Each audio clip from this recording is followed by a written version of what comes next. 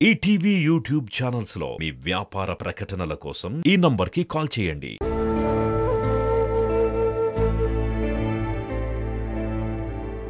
ఇక నువ్వు నా ఇంట్లో నిలబడి ఒక్క మాట కూడా మాట్లాడకూడదు. బయలుదేరేక్కడి నుంచి.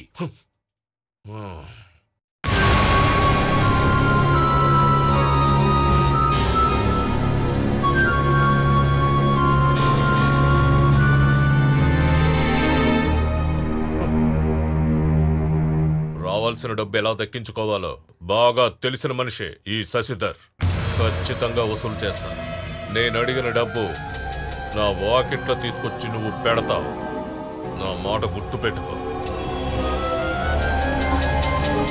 నేను చెప్పింది మర్చిపోకు. నా మాటల్లో ఒక్క పొరపాటు కూడా అస్సలుండదు.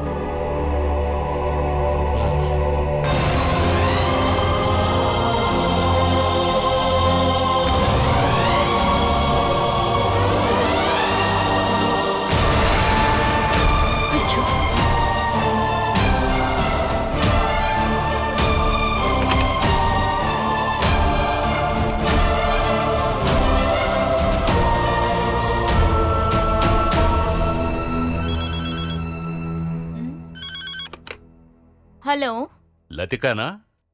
అవును. ఏంటన్నయ్య? ఏంటనేది నీకు తెలీదా? బుద్ధి లేని గాడిదా.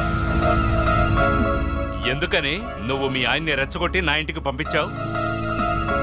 వాళ్ళ బాబు సొత్తేమని ఇక్కడ దాచుకున్నాడా? నా ఇంటికొచ్చి నన్నే బెదిరించి వెళ్ళాడు. ఇంగిత జ్ఞానం లేని వెధవ. ఏ హక్కుందని వాడిక్కడికొచ్చాడు? ఇక వాడు ఈ గుమ్మంలో అడుగు పెడితే కాలు నరికేస్తానని వాడితో చెప్పు. వద్దండి, తన్నేం తిట్టకండి. తప్పుకోవే. ఆయన మిమ్మల్ని డబ్బులు అడిగింది ఊరకనే కాదుగా, నాకు దక్కాల్సిన షేర్నే. నీ షేర్ అడగడానికి వాడికేం హక్కుంది? తినగా నువ్వే రావచ్చుగా. నాన్నగారు చనిపోయి ఎన్ని సంవత్సరాలైంది? 3 లక్షల రూపాయలకి ఇన్నేళ్ళుగా వడ్డీని అడగడం న్యాయమే కదా? వడ్డీ లెక్కలన్నీ వాడి వడ్డీ షాప్లో చూసుకోమని చెప్పు. ఇది నా ఇల్లు. నా ఇంటికొచ్చి నన్నే బెదిరించేంత మగాడవాడు. ఆ ఇల్లు నాకు సొంతమే, అది మీరు మర్చిపోకండి. నువ్వే ఇక్కడికొచ్చి అడుగు. నాన్న అంత్యక్రియల దగ్గర నుంచి ఆ వడ్డీ ఈ వడ్డీ అన్నీ కలిపి మీ ఆయన కర్మకాండలు చేసే రోజున ఖర్చు పెడతానే. వాడే కదా వడ్డీ వ్యాపారి. ఇంక చాలు, ఎవరితో మాట్లాడుతున్నారో అర్థమవుతోందా?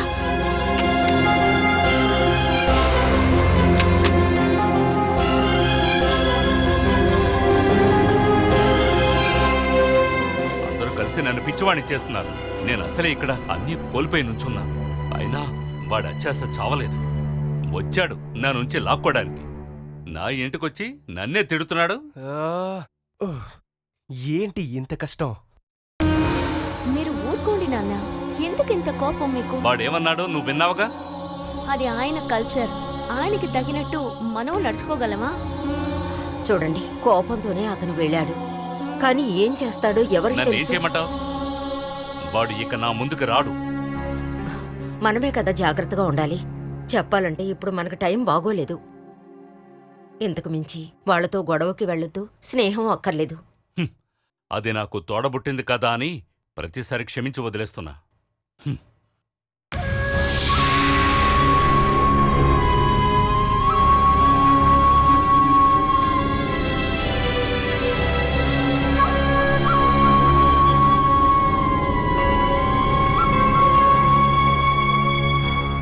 నాన్న ఎంత కోపడ్డారో నువ్వు చూసుండాల్సిందే. నేను అమ్మ పట్టుకోకపోతే నాన్న అతన్ని కొట్టేవారు. గొడవ జరిగేటప్పుడు అజయన్న లేరా ఇక్కడ? వాడు రూమ్ వదిలి బయటికి రాలేదు. రాకుండా ఉండడం మంచిదే. అనవసరంగా ఎందుకు గొడవల్లో తలదోర్చడం? అతను అడిగిన డబ్బు ఖచ్చితంగా ఇవ్వాలని నాన్నని బెదిరించి వెళ్ళాడు. ఎవరితో ఏం చెప్పాలన్నా చెప్పేసే ఉద్దేశం తంది. డబ్బు విషయానికొస్తే ఎలాంటి సంబంధం అతనికి ఉండదు. ఎవరైనా అంతే అమ్మా. మిగతా వాళ్ళతో స్నేహం చేసేటప్పుడు మనమే జాగ్రత్తగా ఉండాలి. ఏదో డిసైడ్ అయ్యే అతని ఇక్కడికి వచ్చినట్టుంది. సర్పం లాంటి వాడే. మనమే అప్రమత్తంగా ఉండాలి. ఇంటికొచ్చి బెదిరించారని నాన్నకి చెప్పి ఒక కేసేస్తే దారిలోకి వస్తారంటావా? అది తప్పే కదరా. గొడవ జరిగిందన్న కారణంతో బంధాలను వదిలేసుకుంటావా? అవునవును, మంచి బంధువే. ఇటువంటి రాక్షసుణ్ణి ఎక్కడి నుంచి పట్టుకొచ్చారు? అసలు అత్తయ్య అలా మాట్లాడుతోందంటే అందులో న్యాయం ఉంది. చెల్లికి పెళ్లి చేసే ముందు నాన్న అతని గురించి తెలుసుకుని ఉండాలి కదా. లతిక ఏమీ అంత మంచిది కాదు కదా. 10 పైసలు కింద పడితే చాలు, ఇద్దరికీ దాని మీద కళ్ళుంటాయి. అత్తయ్య కూడా అత్యాశ ఎక్కువే అనుకో, కానీ అతనికి మాత్రం క్రిమినల్ మైండ్ ఉంది. నేను ఈ విషయం ఖచ్చితంగా జయక్కకి చెప్తాను. ఏదైనా ప్రాబ్లం వస్తే మన కోసం వచ్చేది వాళ్లే కదా. ఆయనతో ఎందుకు చెప్పాలి? ఆ వ్యక్తి అక్కడ కూడా వెళ్ళరని గ్యారంటీ ఏంటమ్మా? విషయం ఏంటో తెలిస్తే జాగ్రత్తగా ఉండొచ్చుగా. ఏం జరుగుతుందో అర్థం కావట్లేదు. ఆలోచిస్తుంటే నాకు మనసంతే లేదు. ఓరి భగవంతుడా.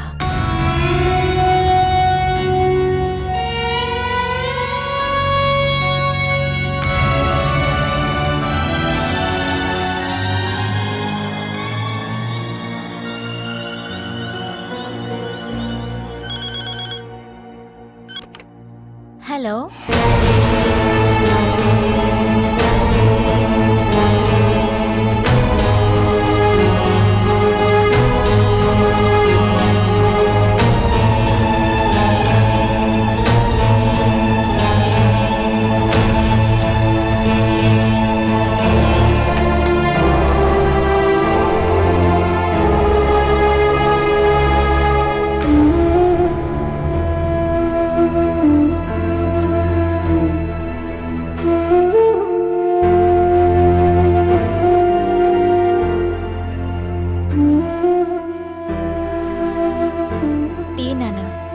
వేడిగా ఉంది. నువ్వివాళ బయలుదేరి వెళ్ళాలా? వెళ్లకుండా ఎలా నాన్న? పాపని ఇంట్లో వదిలేసి వచ్చాను కదా. ఓ, నేనది ఆలోచించలేదు. అసలు నువ్వు ఇక్కడ ఉంటేనేగా. అదే నాన్న సమస్య. ఒక్కొక్కటి ఆలోచిస్తూ ఉన్నాను. నష్టాల గురించి ఆలోచిస్తే నా తల తీసేసినట్టుంటుంది. ఊరికే అన్ని ఆలోచిస్తూ ఉంటే నష్టపోయి తిరిగొస్తాయా నాన్న? నష్టం అంటే నా ఉద్దేశంలో డబ్బు నష్టం ఒక్కటే కాదు. నా అనుకునేవాళ్ళు మన నుంచి దూరంగా వెళ్ళిపోతే ఆ నష్టం డబ్బుతో పోల్చగలమా? మనం వద్దనుకున్న బంధుమిత్రులందరినీ మనం కూడా వద్దనుకుందాం. అప్పుడు లాభ నష్టాలన్నీ సరిపోతాయి కదా. ఇంకా దిగులెందుకు చెప్పండి? నీ దృష్టిలో అన్నిటికీ పరిష్కారం ఉంది. అది మీకు కూడా దొరుకుతుంది. ఏ పని ఎప్పుడు చేయాలో అప్పుడు చేస్తే చాలు. మీరు లతిక అత్తయ్య దగ్గర చెక్ తిరిగి తీసుకున్నారా? ఏ చెక్కు? నానమ్మ చనిపోయే ముందు లతిక అత్తయ్య గొడవపడి ప్రోనోటో చెక్కు తీసుకుంది కదా. అది నిజమే. మీ మీద నమ్మకం లేకపోవడం వల్లే కదా ఆ రోజు ఆవిడ అలా చేసింది. తనకి ఎప్పుడు ఎవరి మీద నమ్మకం లేదు. వాళ్ళ నమ్మకం కోసమే కదా చెక్కు రాసిమ్మని అమ్మ కూడా చెప్పింది. నువ్వు 3 లక్షలు ఇచ్చేటప్పుడే ఆ చెక్కు తిరిగి తీసుకోవాల్సింది కదా నాన్న. తను ఆ చెక్కుతో ఏం చేస్తాడు? అదే నాన్న, వాళ్ళేం చేయరనుకోండి. కానీ శశిధర్ నాకు అగేన్స్ట్ గా కేసు వేస్తాడా? కొంచెం కూడా మనస్సాక్షి లేదు నాన్న. పైగా మీరు తిట్టి కూడా పంపించేశారుగా. నా చేతులతో 3 లక్షలు తీసుకొని నాకు వ్యతిరేకంగా కేసు పెడతాడా? నేను వెనక ముందు ఆలోచించను. వాళ్ళిద్దరినీ చంపేస్తాను. ఈ మధ్య నాన్నకి ఎక్కువ కోపం వస్తోంది. అసలు మీ మనసు నిలకడగానే లేదు. కోపం రాకుండా ఎలా ఉంటుంది? అత్తయ్యకి కాల్ చేసి ఆ చెక్ గురించి మాట్లాడండి. కానీ ఇప్పుడొద్దు. మీ కోపం తగ్గిన తర్వాత మాట్లాడండి. ఇప్పుడే పిలుస్తాను. ఏ విషయమో రేపటికి వాయిదా వేయకూడదని నువ్వేగా చెప్పావు. నాన్న నాన్న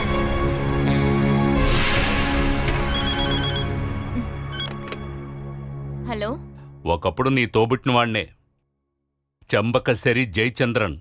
మీరెందుకని ఇలా మాట్లాడుతున్నారు? నా మాట మంతి అన్నీ కూడా కొద్ది రోజులుగా మారుతున్నాయి. 3 లక్షల రూపాయలకు గ్యారంటీగా నువ్వొక చెక్కు తీసుకున్నావుగా, అది నాకు తిరిగిచ్చేయి. ఏ చెక్కు? ఓ, ఇప్పుడే గుర్తొచ్చింది. దాన్ని ఆ రోజు చించేశానుగా. చింపమని నీకెవరు చెప్పింది? తిరిగి నాకివ్వాలని తెలీదా? ఓ, ఇక దాన్ని అవసరం లేదని ఆ రోజే చించేశాను. అది సరే, దాన్ని తీసుకుని మీరేం చేయబోతున్నారు? నాకిష్టమైంది నేను చేస్తాను. చెక్కుని తిరిగి ఇవ్వడం అనేది నీ మర్యాద. మర్యాద గురించి మీరు ఎక్కువగా మాట్లాడకండి. ఇంటికొచ్చిన వాళ్ళని అవమానించి పంపించడమే మీ మర్యాద? ఏదేమైనా అక్కడికొచ్చింది నా భర్తే కదా. అమ్మ అయ్యాన్ని తిట్టి అవమానించడం, నా గురించి నా పిల్లల గురించి ఆలోచించారా? అందుకు వాడు అర్హుడే. అందుకే నేను అలా చెప్పాను. ఇంకేం మాట్లాడుకో, ఫోన్ పెట్టేయ్.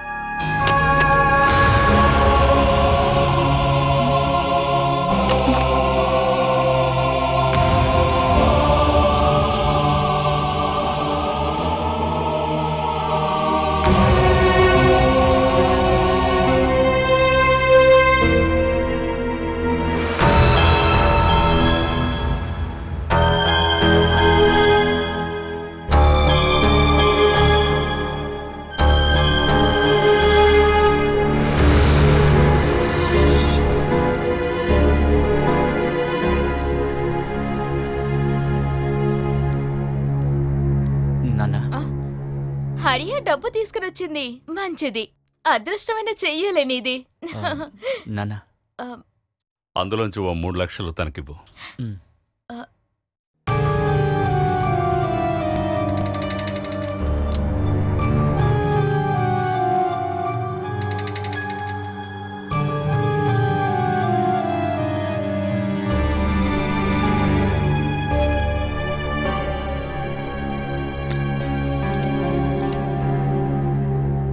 నాన్న డబ్బులు ఇమ్మంటుంటే 3 లక్షలున్నాయి కదా.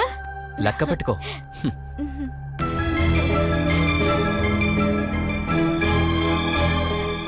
నాన్న డీల్ పూర్తయింది, తన చేత రాయించుకుందామా? అదేమీ వద్దులే, పద.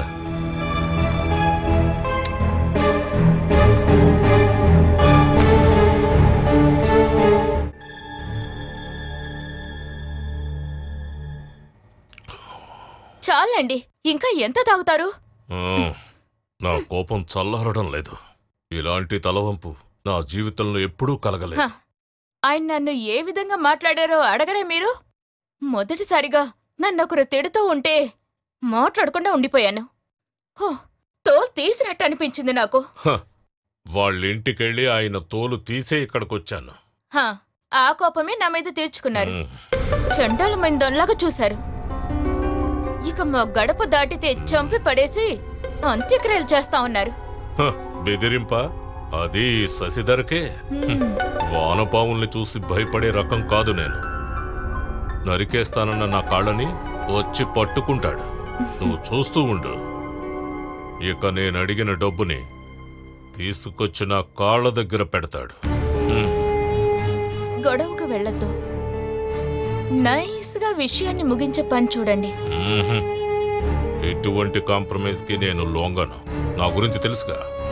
నా మొహం చూసివాడు అటు ఇటు కానివాడన్నాడు. మెల్లగా, పిల్లలకు వినపడకూడదు. చీకట్లో దొరికే సహాయాన్ని వెలుతురులో చెప్తే ఎలా చెప్పండి? అవమానం పడ్డం తప్ప. ఎంతకంటే పెద్ద అవమానం వాళ్ళు అనుభవించి తీరుతారు. ఈ శశిధర్తో పెట్టుకోవడం కంటే నాగుపాముతో పెట్టుకోవడం మేలని వాళ్ళు తెలుసుకుంటారు.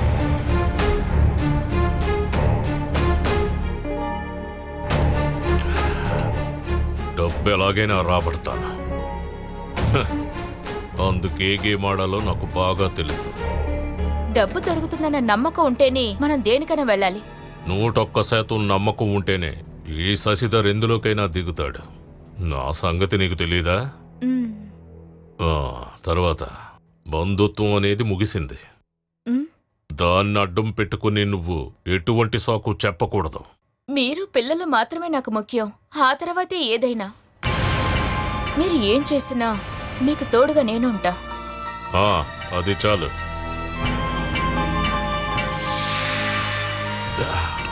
భోజనం రెడీ చేయి.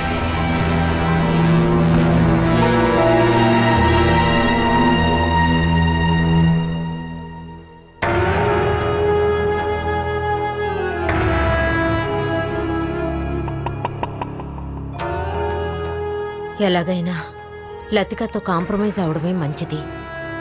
మాట్లాడుకుంటే తీరని సమస్యలుంటాయా? అయితే మాట్లాడడానికి ఎవరెళ్ళారు? వాడిక నా కళ్ళకు కనబడకూడదు. చండాలుడు.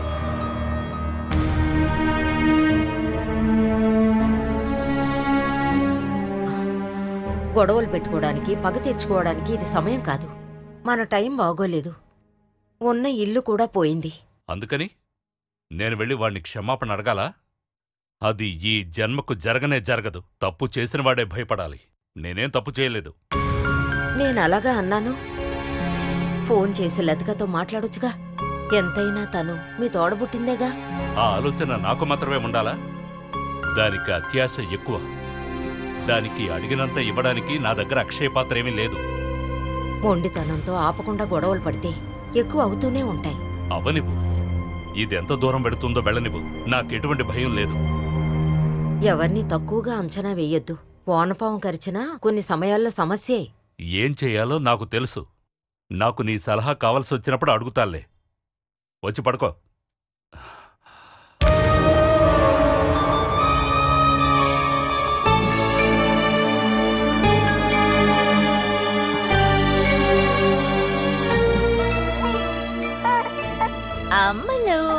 బంగారు ఎక్కడికి వెళ్తున్నావు తల్లి? ఇటు చూడు నా బంగారం. ఇటు చూడు. ఇది ఎవరు? నాన్న బుజ్జుకున్న కదా. ఏమండి, రాగి మర్చిపోకండి. రాగి బెల్లం కలిపి జావ కాసిస్తే పాపకి చాలా మంచిదని అక్కయ్య చెప్పి వెళ్ళింది. ఏంటి జియా, వాళ్ళు వీళ్ళు చెప్పారని కంటికి కనిపించిందంతా పాపకి ఇవ్వకూడదలా? దానివల్ల ఏ ప్రాబ్లం ఉండదండి. నేను మ్యాగజైన్ లో కూడా చదివాను. మన ఫోన్ కంప్లైంట్ గురించి ఎక్స్చేంజ్ లో చెప్పేస్తారా? నేను ఆఫీస్ ఫోన్ నుండి కంప్లైంట్ చేస్తాను. ఇంటికి కూడా కాల్ చేసి అక్కడ విశేషాలేంటో కనుక్కోండి. తెలుసుకోవాల్సింది ఏముంటుంది? మీ నాన్న మళ్ళీ ఎవరితో గొడవపడ్డారని తెలుసుకుంటావా? మరే మా నాన్నేమో గొడవ పడే మనిషి కాదు. కానీ శశిధరన్ చిన్ననొచ్చి బెదిరించి వెళ్ళాడని విన్నాను. ఒక్కొక్కళ్ళు ఇంటికొచ్చి గొడవ పడితే నాన్న మాత్రం ఏం చేయగలరు? అన్ని విషయాల్లో పట్టింపు మొండితనం ఉంటే మనం ఏం చేయగలం చెప్పు? కొన్ని విషయాల్లో పట్టి విడుపులు కాంప్రమైజ్ అన్నీ ఉండాలి. అలాంటి ఒక ప్రాక్టికల్ మైండ్ మీ నాన్నకు అస్సలు లేదు. ఆ రోజే ఫ్యాక్టరీ స్ట్రైక్ అంతా కాంప్రమైజ్ చేసుంటే మీ నాన్నకు మంచి జరిగేది. కానీ పట్టుదల, వర్కర్స్ కి డిసిప్లిన్ నేర్పియాలి. లద్దె ఖాతా సమస్య కూడా నిదానంగా సాల్వ్ చేసుండొచ్చు. అది కూడా ఇప్పుడు చాలా పెద్దదైపోయింది. దీని ప్రతిఫలం ఏమవుతుందో ఎవరికి తెలుసు? బుజ్జుకొండా, నేను మాట్లాడేది మీ తాత గురించి అర్థమవుతుందా? నేను వెళ్ళొస్తాను. సర్లే, నేను ఫోన్ చేస్తా. విషయాలు తెలుసుకోవచ్చు కదా. రారా తల్లి, రా. ఓమా నా బంగారు కన్ను తల్లిది.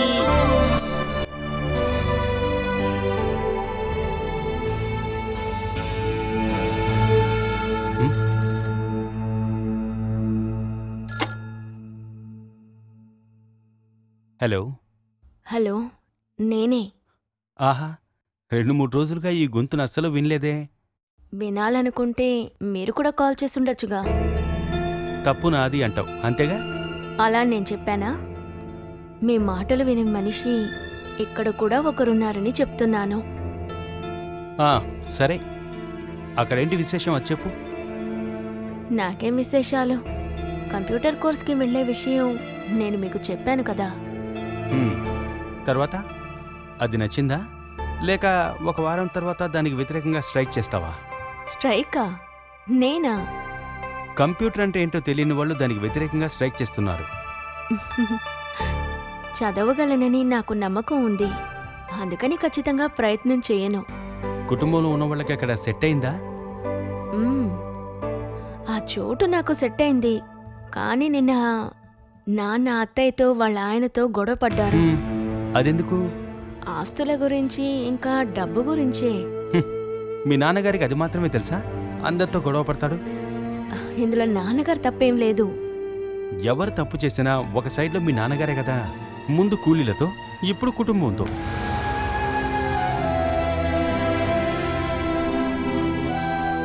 మా నాన్నకు ఇలాంటివన్నీ అస్సలు నచ్చవు. అనవసరంగా సపోర్ట్ చేయడానికి నేను రాను.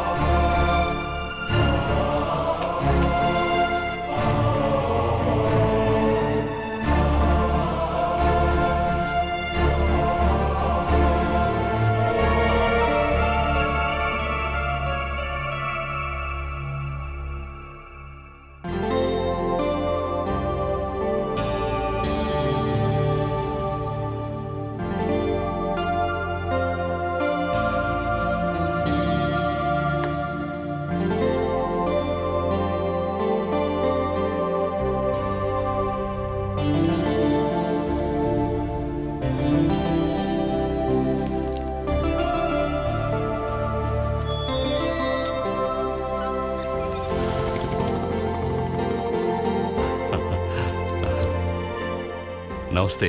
రండి, లోపలికి రండి. వద్దు, మేము ఒక విషయం చెప్పి వెళ్దామని వచ్చాం. రేపు మా అబ్బాయి చనిపోయిన రోజు. రామాపురంలో వాడి సమాధి ఉన్న చర్చిలో ప్రేయర్ జరపబోతున్నాం. బంధువులందరూ అక్కడికి వస్తారు. ఇంకా వాడి ఫ్రెండ్స్ కూడా కొంతమంది వస్తారు. ఈరోజు సాయంకాలమే మేము బయలుదేరుతున్నాం. 2 వారాల తర్వాతే తిరిగి వస్తాం. అక్కడ మా తమ్ముడు వాడి ఫ్యామిలీ ఉన్నారు. తిరిగొచ్చేంత వరకు కాస్త ఇంటిని చూస్తూ ఉండండి. వెళ్ళరండి. సరే సరే.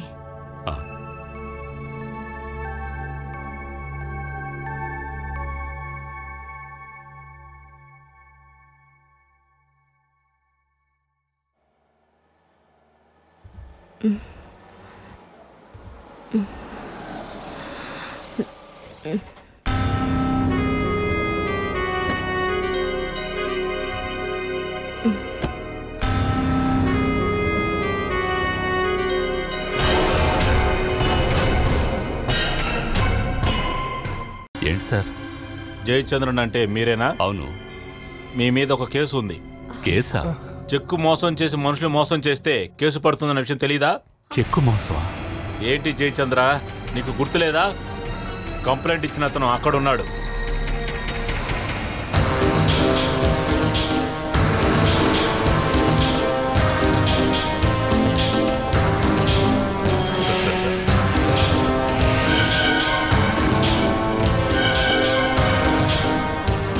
నీ తోబుట్టువైన చెల్లి దగ్గరే చెక్కు మోసం చేశావు, అవును కదా?